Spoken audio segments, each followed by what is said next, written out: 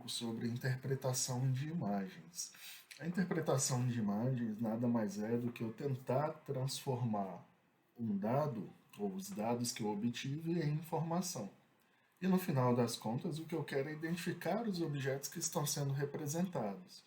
Dois fatores muito importantes em relação à interpretação de imagens está relacionado com a resolução e escala das imagens e também com a experiência de quem está fazendo a interpretação daquela imagem. Quando falamos de resolução e escala, geralmente uma maior resolução traz benefícios para quem está fazendo a interpretação. E é importante que a escala da imagem esteja adequada para o propósito daquela análise. Em relação à experiência do intérprete, a gente está falando em relação ao conhecimento sobre o local. Então é interessante que você tenha um conhecimento prévio acerca da área que você está analisando, porque assim você vai conseguir extrair mais informações do que uma pessoa que não tem esse conhecimento. Uma outra característica é o conhecimento técnico. Por exemplo, o engenheiro florestal ele vai conseguir fazer uma análise da vegetação muito maior do que um outro profissional. Então, para a gente exemplificar a questão da resolução, aqui nós temos uma imagem em baixa resolução, onde eu já começo a enxergar os pixels da imagem, e agora eu tenho uma imagem em alta resolução que me permite fazer uma análise muito melhor acerca do local que eu estou trabalhando. Falando de escala, nós temos agora uma imagem em pequena escala. Note que no canto inferior nós temos a escala de 5 quilômetros. E se eu quiser, por exemplo, contar quantas árvores eu tenho nessa área, quantas árvores isoladas eu tenho, eu preciso aumentar essa escala. Então a escala anterior não me permitiu fazer essa contagem. Na escala atual eu já consigo identificar onde eu tenho árvores, e que no caso são indivíduos de Pequim. A experiência do intérprete vai ajudar a gente na hora de identificar cada um dos objetos. Então, por exemplo, como eu conheço essa área, eu sei que esse galpão ele é chamado de CAD, eu sei que o galpão no fundo do CAD é o anexo, e sei onde está a portaria da UFMG em Montes Claros. Então, porque eu conheço essa área, eu consigo fazer essa identificação. Um outro exemplo é de mais uma área que eu também conheço. Então eu consigo identificar que a parte superior da imagem é um plantio de eucalipto. Na parte de baixo eu tenho um plantio para produção de coco. Eu tenho uma rodovia. Na parte interna da propriedade eu tenho uma estrada e sei onde é a sede da fazenda. Tudo porque eu tenho uma experiência prévia que me auxilia na interpretação da imagem. Temos alguns outros elementos que também vão nos ajudar. Tonalidade e cor, a textura da imagem, o tamanho dos objetos, a forma, a sombra, o padrão de distribuição desses objetos e a localização da imagem que eu estou analisando. Se eu estou falando de tonalidade, eu estou falando dos diferentes níveis de cinza que a gente tem na imagem. Geralmente, quando a gente baixa as imagens de satélite, nós temos imagens em preto e branco. Então, as tonalidades elas vão representar a variação da energia que foi refletida pelo alvo e capturada pelo sensor.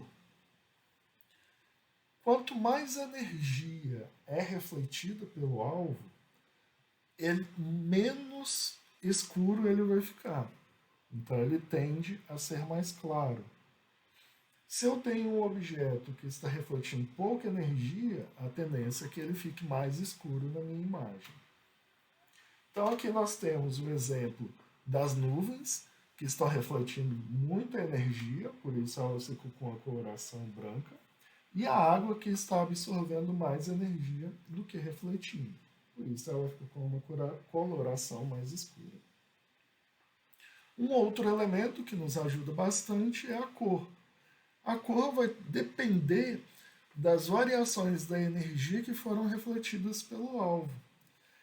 Ela possibilita uma facilidade na hora de identificar. O olho humano ele consegue identificar muito mais cores do que tons de cinza. Então, para a gente é muito mais interessante trabalhar com cores ao invés de trabalhar com imagens em cinza. Então, essa cor vai depender da energia que foi refletida em cada faixa do espectro e da mistura entre as cores. Da mesma maneira, se eu tenho uma reflexão de muita energia, a cor tende a ser mais esbranquiçada, mais clara, e se eu tenho uma reflexão menor da energia eletromagnética, essa coloração tende a ser mais escura. Então, nessa imagem, a gente consegue identificar muito melhor os objetos, os plantios, a vegetação, a hidrografia, onde é a presença de rocha, do que se eu tivesse, por exemplo, com uma imagem em escala de cinza. Fica muito mais difícil diferenciar o que eu estou enxergando na imagem. Um outro elemento é a textura, que está relacionado com o aspecto do objeto que eu estou analisando, se ele tem um aspecto liso ou se ele tem um aspecto rugoso. Para a identificação do relevo, a textura lisa vai me indicar áreas que são mais planas. Já a textura rugosa me indica áreas que são acidentadas. Então eu tenho do lado esquerdo um terreno que é mais plano e do lado direito, onde eu estou circulando, eu já tenho um terreno que é mais inclinado. Então se a gente for olhar o perfil de elevação do terreno, essa parte circulada é justamente onde eu tenho uma maior inclinação do meu terreno. A textura ainda pode me ajudar na identificação da vegetação. Se eu tenho uma textura mais rugosa, eu faço uma inferência de que provavelmente são áreas de matas. Uma textura mais lisa geralmente está relacionado com áreas de cultura agrícola. E uma textura intermediária pode me indicar a presença de reflorestamentos. Então, na parte de cima, nós temos um cultivo agrícola. Note que a textura ela é bem lisa. Depois a gente tem um cultivo florestal e uma vegetação nativa, sendo o cultivo florestal quase que um intermediário em relação à rugosidade, né? Considerando a vegetação nativa e considerando o cultivo agrícola. O tamanho dos objetos também vai facilitar a nossa identificação. Ele vai depender da escala e também esse tamanho vai ser em relação aos demais objetos da imagem. Então eu consigo diferenciar, por exemplo, o que são casas do que são indústrias, o que são rodovias do que são vias locais, o que é uma erosão do que é uma roçoroca. Então, nesse caso aqui, o tamanho das construções me permite identificar o que são casas ou prédios e o que são galpões, que geralmente estão associados com comércios. No caso dessa imagem, eu tenho a identificação da rodovia, que ela é mais larga do que as estradas locais, e as vias internas, que são bem menores do que as rodovias. A forma também vai nos ajudar, porque eu consigo utilizá-la isoladamente em alguns casos.